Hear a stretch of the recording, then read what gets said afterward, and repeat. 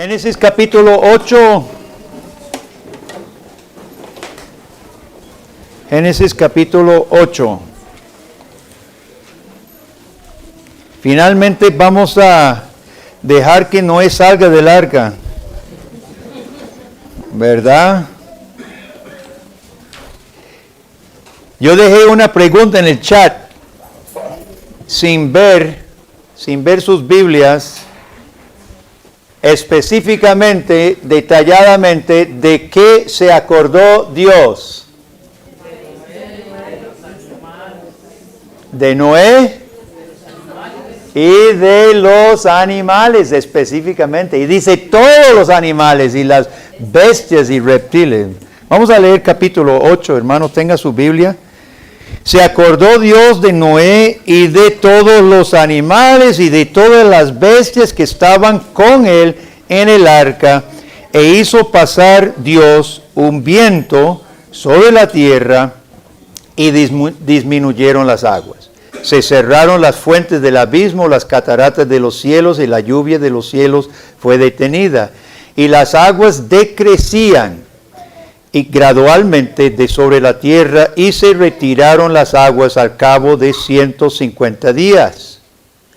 Van calculando los días y el tiempo, hermanos. 150, ¿cuántos meses son? Por ahí, ¿verdad? Sí. Reposó el arca en el mes séptimo, a los 16 días del mes, sobre los montes de Ararat. Y las aguas fueron decreciendo hasta el mes décimo. En el décimo, al primero del mes, ve que con todo y cerrado en el arca, Noé tenía su calendario pegado a la pared. Y por lo menos para saber, porque a oscuras y sin sol y luna y todo, era difícil, pero ahí marcaban, ahí fueron marcando, ¿verdad? Y llevaron el control.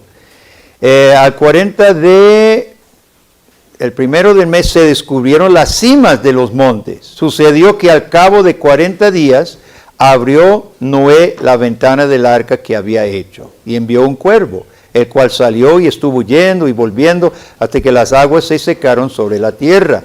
Envió también de sí una paloma para ver si las aguas se habían retirado de sobre la faz de la tierra. No halló la paloma donde sentar la planta de su pie, y volvió a él al arca, porque las aguas estaban aún sobre la faz de toda la tierra. Entonces él extendió su mano, tomándola, la hizo entrar consigo en el arca. Esperó aún otros 7 días y volvió a enviar la paloma fuera del arca, y la paloma volvió a él a la hora de la tarde, y he aquí que traía una hoja de olivo en el pico. Y entendió Noé que las aguas se habían retirado de sobre la tierra. Esperó aún otros 7 días, envió la paloma, la cual no volvió ya más a él. Sucedió en el año 601 de Noé, en el mes primero, el día primero del mes, las aguas se secaron sobre la tierra. Quitó Noé la cubierta del arca y miró. He aquí que la faz de la tierra estaba seca. Y en el mes segundo, a los 27 días del mes, se secó la tierra. Entonces habló Dios a Noé, diciendo: sal del arca, tú, tu mujer, tus hijos y las mujeres de tus hijos contigo. Todos los animales que está contigo, toda carne, de aves, bestias, todo reptil que se arrastra sobre la tierra, sacarás contigo.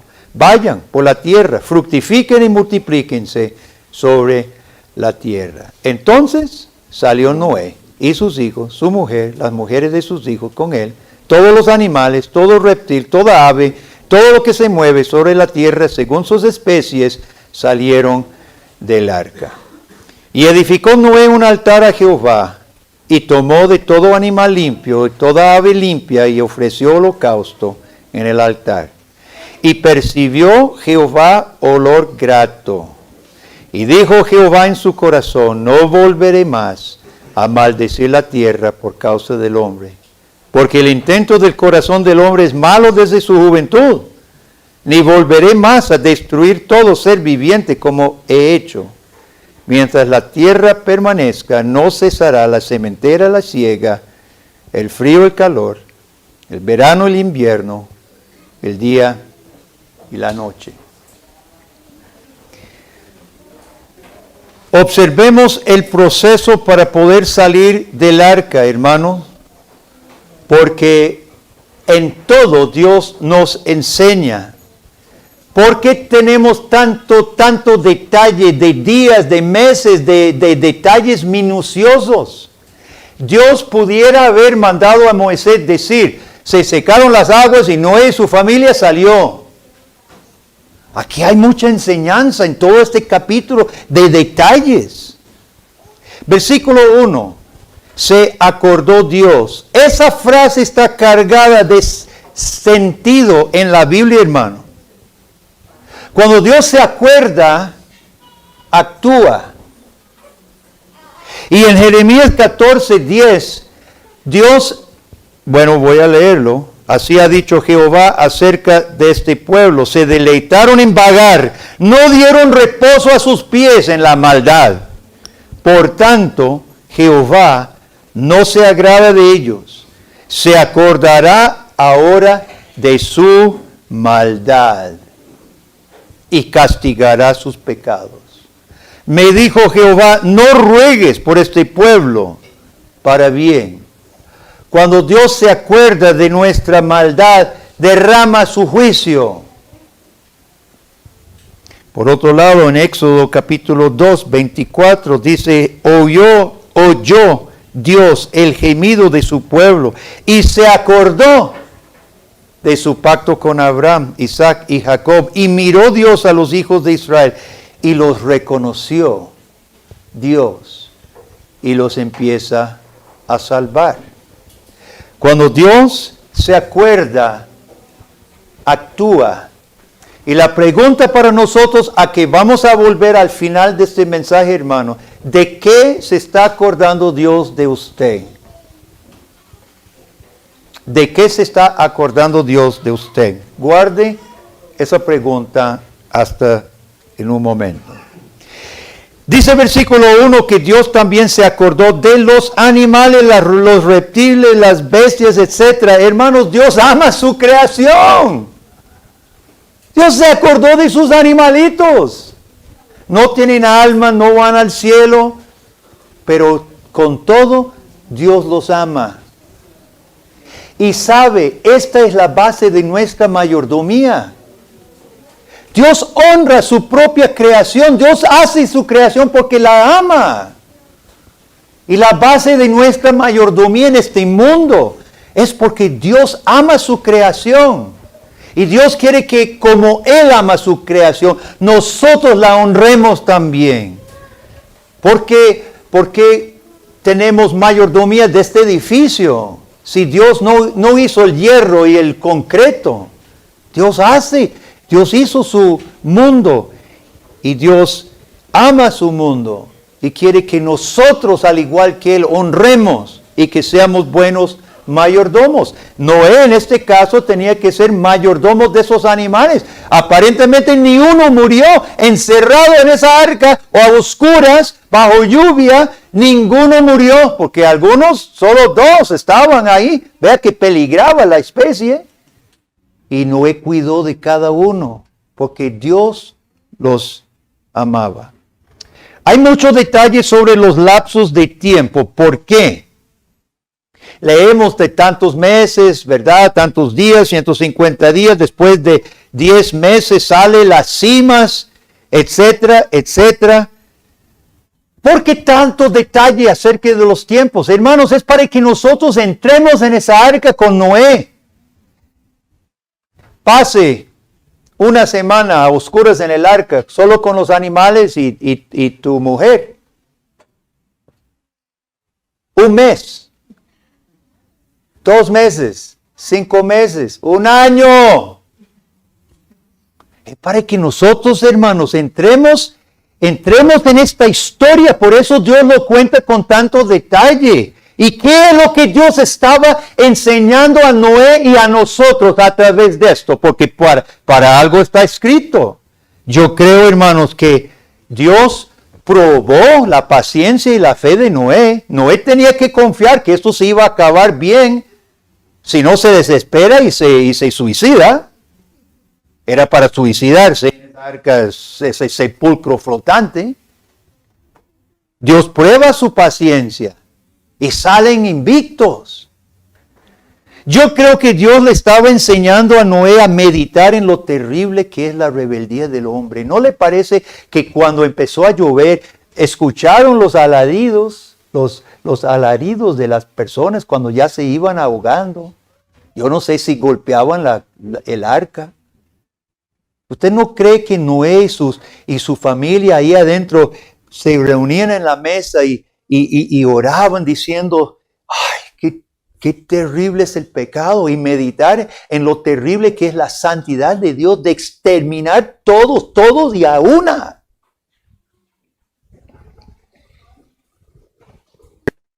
Yo creo que reunidos ellos en el arca también tenían tiempo de llenarse de gratitud. Gratitud por la misericordia de Dios en salvarlos a ellos. Y usted no cree que al meter a Noé, pobre Noé y su familia, un año, que no nos está enseñando por lo menos que meditemos un poquito, hermano.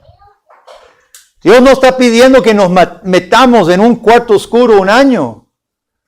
Pero qué tal que nos esté enseñando a meditar en todas estas cosas. El pecado, la rebeldía, las consecuencias del pecado, la santidad de Dios y la misericordia de Dios. No nos está y yo puedo pensar en un montón más de cosas. Bueno, que no nos vamos a detener mucho, pero por ejemplo, ¿qué estaban haciendo las mujeres de los muchachos en el arca? Seguro maquillándose. ¿O no? Pasaban yo todavía me asombro de la cantidad de dinero que mujeres cristianas pagan en embellecimiento, ¿cómo se dice? Embellecimiento. Las muchachas no se pasaban maquillándose. ¿Por qué? Porque no había nadie que las viera. Estaban sus maridos.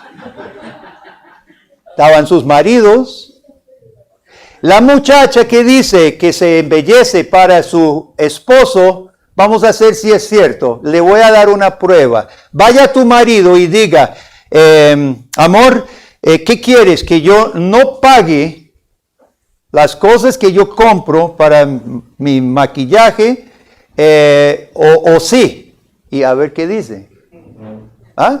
Porque si él dice, amor, yo te quiero así como estás, mejor no gaste la plata, dámela a mí. Entonces, escuche, mujeres, entonces usted no se lo está haciendo para su marido. Ajá, entonces ¿para quién se lo está haciendo? Peligroso.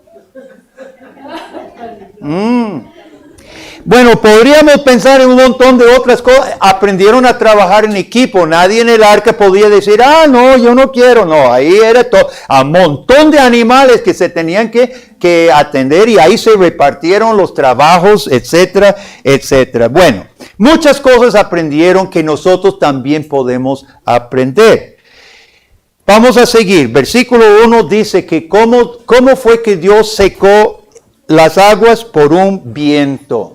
Dios pudo haber secado las aguas con solo hacer así. ¿Cierto o no? Claro. No, pero Dios hace soplar como en el Mar Rojo, igual que se paró por un viento. Hermanos, Dios cuando quiere utiliza los elementos de la naturaleza porque son sus instrumentos. Pertenecen a Dios. ¿Sabe qué molesta? Porque molesta cuando los cristianos, teniendo la Biblia, donde dice lo último, no cesará la sementera, la siega, el frío, el calor, verano, el invierno, el día y la noche, hasta que la tierra se acabe, no creen lo que Dios quiere decir, y nos tragamos toda la histeria de calentamiento global, que los mares van a pasar encima de la tierra, etcétera, etcétera, y andan los cristianos creyendo todo lo que los ateos dicen, negando lo que Dios dice porque Él es el dueño de este mundo y Él está en control de este mundo. Y Dios dice que no va a permitir que se acabe, colapse todo. Claro que sí podemos contaminar un río, límpielo, eso es todo. Dios tiene en sus manos los vientos, Dios tiene en sus manos los elementos. Y lo que Dios está haciendo aquí es una nueva creación. Dios vuelve a separar las aguas, como en Génesis 1, ¿se acuerda? Dios vuelve a recrear su mundo, vuelve a mandar los animales según sus especies. Es una repetición de Génesis 1, es una recreación. Limpió el mundo de pecadores, separó las aguas, saca la tierra y manda a los animalitos, cada uno según su especie, a que fructifiquen y multiplíquense. Noé había abierto la cubierta del arca, pero no salió hasta que recibió la orden de Dios. Versículo 15. Leemos, entonces,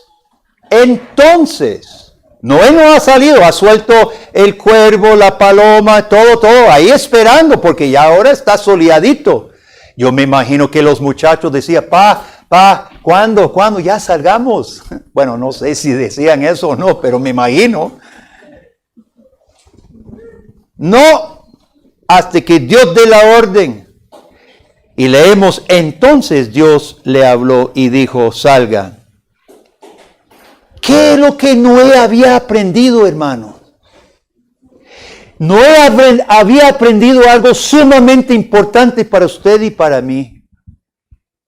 Que Dios es Alfa y Omega.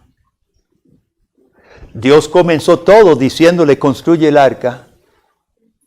Y Noé esperará a que Dios diga, ahora salga del arca. Noé había aprendido que Dios es principio y fin. ¿Y cuántas veces nosotros nos precipitamos, hermano? Tomamos las riendas, nosotros vamos a resolver y siempre sale mal. ¿Hoy ha hablado Dios?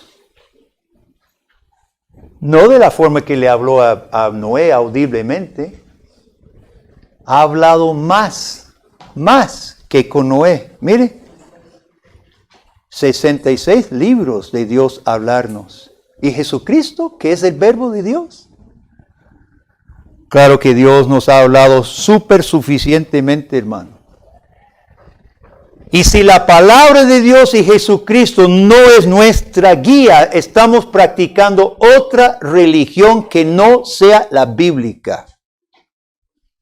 Porque en la Biblia, Dios es Alfa y Omega. Y nos dirige por su palabra. Estoy seguro que todos querían salir del arca, pero Noé no deja a ninguno salir hasta que sea bajo la dirección de Dios. Versículo 18. Entonces salió Noé y sus hijos. ¿Cómo llamamos esto, hermanos? ¿Cómo lo llamamos cuando el cristiano sujeta sus propias ganas? Porque ganas de salir del arca tenían. ¿Cómo llamamos cuando el cristiano somete sus propias ganas a la dirección cuidadosa de Dios? ¿Cómo llamamos eso? Dominio propio. Autodominio. Autogobierno. En esta institución de SECRE, uno de los principios bíblicos que nosotros enseñamos es autogobierno. ¿Qué es autogobierno? Significa que usted no necesita un látigo o un policía o una vara para que usted conduzca su vida correctamente. Significa que desde dentro, voluntariamente, por amor a Dios y gratitud, obedece. Pablo le dice a Timoteo, Dios no nos ha dado espíritu de cobardía, sino de poder, de amor y de dominio propio. Eso es lo que Noé tenía. Noé tenía autodominio, autogobierno, versus el mundo de hoy. Bueno, como yo no veo la televisión, yo no sé qué están promoviendo los anuncios en la tele ahora. En el pasado ahí algunos se promovía, viva la pasión o viva la emoción, entréguese, básicamente. Eso es lo que el mundo, olvídese de sobriedad, qué pereza, olvídese de autogobierno, no, entréguese a la pasión. Y qué tristes consecuencias. El niño, sin ninguna muestra de autogobierno, ¿cómo es ese chico, pobrecito? Como nosotros decimos, es mal criado. Y está bien el término, fue mal criado porque sus padres no le están inculcando autogobierno. Entonces, cuando no le gusta algo, pega alaridos, pega, corre, saca todo lo que hay en él, no tiene ningún autodominio. En el adolescente es triste. El chico joven sin autodominio es una tristeza. Son susceptibles a ser manipulados por un mundo cruel. Se entregan a cosas dañinas a ellos y dañinas a otros. Es triste. En adulto, ¿cómo es un adulto sin autodominio, hermano? Es una vergüenza. Ya en esa edad donde uno debe ser maduro y sobrio, no tiene ningún autodominio, se entrega al vicio, se entrega a la vagancia, ese adulto es una vergüenza de ser humano. Un cristiano sin autodominio es un pecado, porque Dios da su Espíritu Santo precisamente para que nos gobernemos voluntariamente con base en su palabra y su Espíritu. Una iglesia sin dominio propio, hermanos, ¿cómo es? Es un desorden y es inútil. Porque nosotros tenemos una misión y un llamado en este mundo. Y una iglesia sin dominio propio, que se autogobierne ante la palabra de Dios, es inútil en este mundo y no sirve para ser iglesia. Una nación sin autogobierno es la que nosotros tenemos. Líderes que sin freno endeudan el país. Y para pagar la deuda imponen impuestos sobre los hombros, la espalda del pueblo.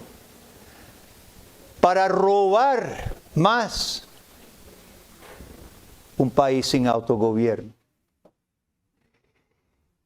Esto es muy profundo, hermano.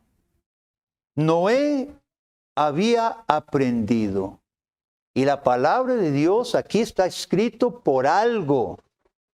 Para que nosotros veamos las bonitas consecuencias, la bendición, cuando nos sometemos a la palabra de Dios. Veamos la parte final del diluvio. Hay una nueva creación. La creación está purificada de todos los pecadores. En versículo 17, Dios vuelve a decir el mandato cultural. Es como un resumen de Génesis. Yo creo que aquí está resumido. Noé entendía que estaba recibiendo la misma orden que Adán había recibido. El plan de Dios se revelará poco a poco, pero es claro que sí hay un plan. Cuando Dios dice, suelte los animales y quiero que se multipliquen todo, y los hombres también fructifíquense, multiplíquense, entonces quiere decir que hay un plan. Y es claro que para el plan que Dios tiene, es necesario que se llene el mundo, tanto de animales como de seres humanos. Para que el plan de Dios se cumpla, Dios quiere un mundo lleno. ¿Oímos? ¿Dónde dice la Biblia, dejen de tener hijos? Búsquemelo. Todos los que se han tragado las mentiras demoníacas de esta sociedad. Porque mi Biblia dice fructifíquense y multiplíquense, y también dice benditas es el fruto del vientre. Y los pobres cristianitos tragándose cada mentira. No voy a decir más. Aborto, todos los proyectos de exterminio de la raza humana. Hablemos del holocausto, versículo 20. Noé toma de los animales limpios. Interesante que los animales limpios realmente no son destacados hasta Levítico.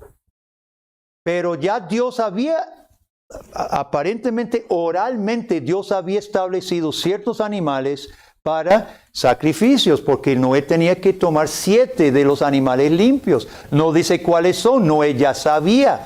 Y este sacrificio, hermanos, tiene 2 elementos que encontramos luego en la ley. Es holocausto, sacrificio quemado de animales limpios, y eso es muy significativo. Porque así como leemos en Levítico capítulo 1, que ese sacrificio por un cordero o un becerro apartado por Dios termina siendo un olor grato. Es decir, es recibido de parte de Dios. Dios recibe el sacrificio y promete no mandar otro diluvio. Y vea qué cosa más maravillosa, hermano. Hubo juicio terrible. Hubo juicio sobre el mundo entero. Un juicio terrible, inimaginable. Pero sabe, el juicio de Dios no es la última palabra, sino la gracia de Dios. La gracia de Dios es la última palabra. Y esto lo vemos aquí simbolizando lo que es replicado en la vida de Cristo. Cristo subió el monte de la cruz para recibir castigo, no por Él, por nosotros. Pero la última palabra no es juicio. La última palabra viene al tercer día cuando resucita. Y hay gracia, misericordia y victoria. Los animales limpios señalaban que Dios iba a proveer el medio santificado. Dios separaba la víctima, la víctima consagrada que Él recibiría. Y todos recordamos las palabras de Juan el Bautista cuando vio a Cristo por primera vez y dijo: he aquí el Cordero de Dios que quita los pecados del mundo. Versículo 21 tiene una frase muy rara. Dice que Dios percibió olor grato y recibe el sacrificio. Y dice: no voy a volver a maldecir la tierra, porque el corazón del hombre es malo siempre. Oiga, parece rarísimo esto, ¿no? Debería ser al revés. Debiera decir aquí: Dios dice que no va a volver a destruir a todos porque ya aprendieron la lección. Y ya no van a pecar más. Eso es lo que uno esperaría. No más saliendo del diluvio, hermano, dice Dios: bueno, no sirvió. Básicamente es lo que Dios está diciendo. No sirvió. Yo reconozco que el diluvio, el exterminio del pecador, no es la solución para su problema. El diluvio no resuelve. Fue necesario el juicio. Y habrá juicio. Va a haber juicio al final de esta historia. Pedro dice que no es diluvio que nos espera, sino incendio. Va a haber juicio, hermano. Pero solo un altar, llamado el Calvario, puede resolver nuestro problema del pecado. Solo un sacrificio sustitutivo de Cristo es olor grato a Dios. Comprendamos todos en esta mañana. 1. Todos merecemos el castigo de Dios.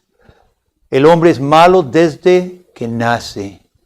Dios mismo lo está diciendo.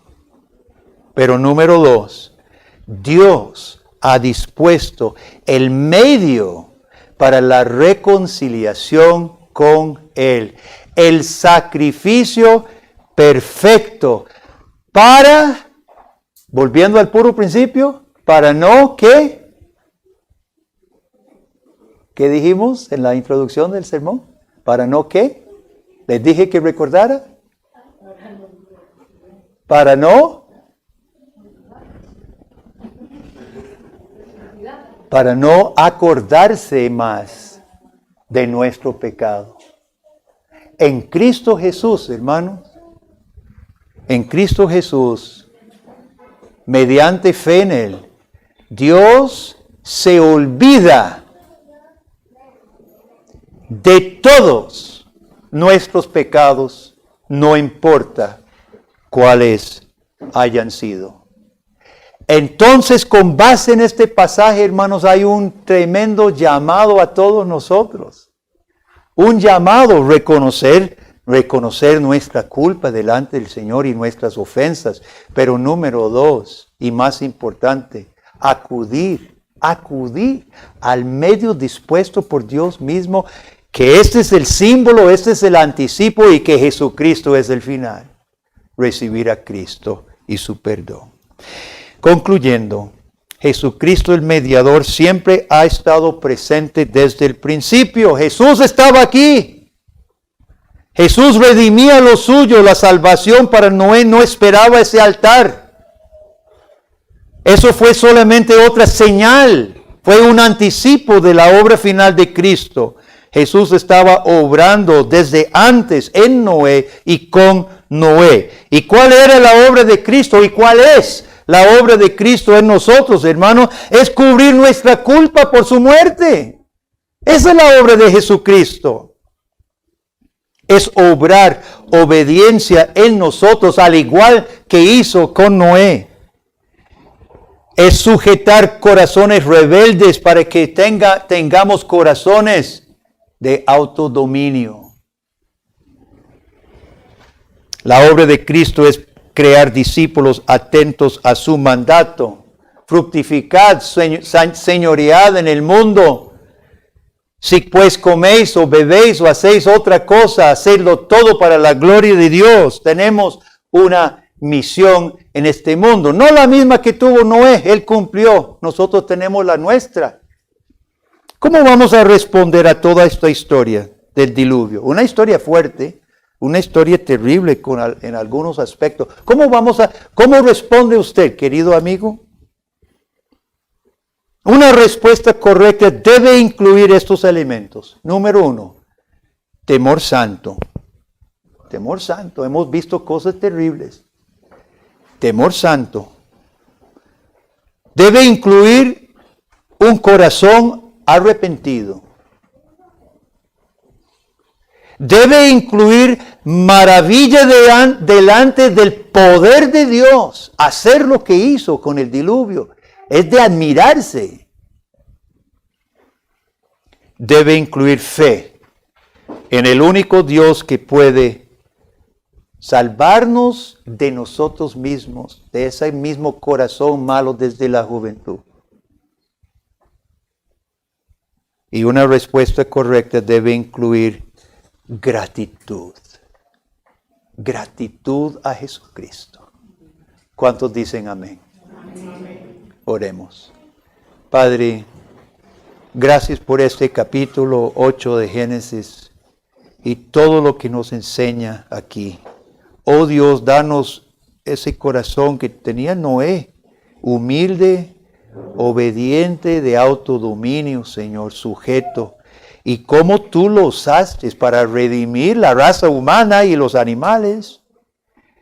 Padre, sabemos que nuestra misión tal vez no sea tan sublime, tan grande, pero todos tenemos nuestra misión y esta iglesia tiene esta misión.